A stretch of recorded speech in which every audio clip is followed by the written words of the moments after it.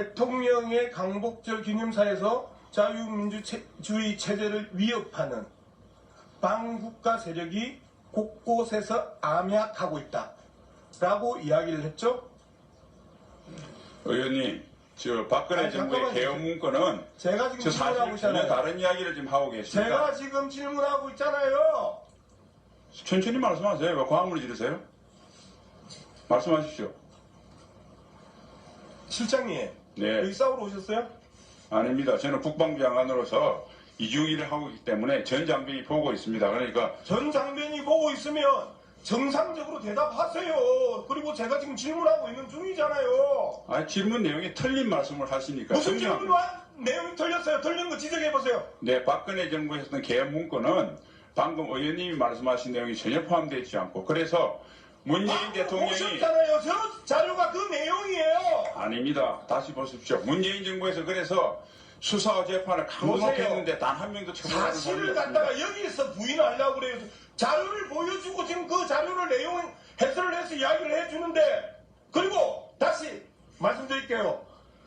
자유민주주의 체제를 위협하는 반국가 세력이 나라 곳곳에서 암약하고 있다. 이야기 대통령이 했죠. 네. 반국가 세력이 누구예요? 반국가 세력의 간첩들이나 지금 우리 사회에서 지금 많은 수사를 하고 있지 않습니까? 북한을 또 옹호하는 세력들도 있고요. 그게 당연히 반국가 세력이 아니면 누가 반국가 세력입니까? 자, 그렇다 칩시다. 100번 양보해서. 네. 그 세력이 갑자기 생겼나요? 아니 옛날부터 있어 왔습니다. 그러면 총력 대응은 뭐예요?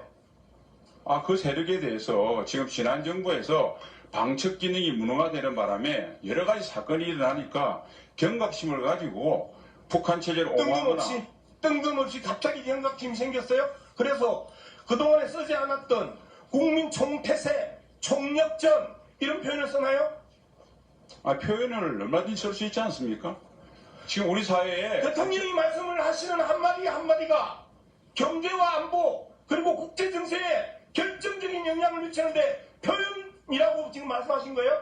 아니 우리나라의 안보를 지키기 위해서 총력적으로 대응해야 된다는 대통령 말씀이 틀린 말씀이 전혀 없고 그걸 틀렸다고 하는 것 자체가 저는 전혀 이해가 가지 않습니다. 자, 국방부 장관으로서 안보실장으로서 갑자기 뜬금없는 총력전이 튀어나오고 그리고 그 총력전이 반국가 세력이라고 이야기를 하면서 그 이야기를 할 수 있는 기본적인 전제나 조건이나 사회적 변화나 최근의 정치적 변동이나 그런 부분이 전혀 없는 상황에서 갑자기 전쟁 분위기를 훨씬 올린 그 발언에 대해서 전혀 문제가 없다고요? 그냥 쓸 수 있는 표현이라고요? 일반적인 이야기라고요?